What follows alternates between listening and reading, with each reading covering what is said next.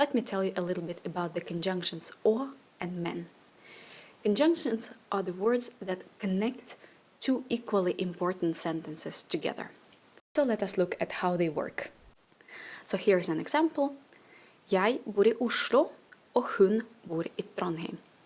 You see, there is no inversion after the word å. So the sentence Jeg bor i Oslo is just as important as the sentence Hun bor i Trondheim, and we just use the conjunction å to connect them together. So it will not be Å bor hun i Trondheim. The same thing about men. Jeg forstår norsk, men jeg snakker ikke tysk. There is no inversion after the word men. And here, jeg kommer fra Spania, men nå bor jeg i Norge. Here you see the inversion bor jeg, but it is not because of the word men, it is because of the adverb nå.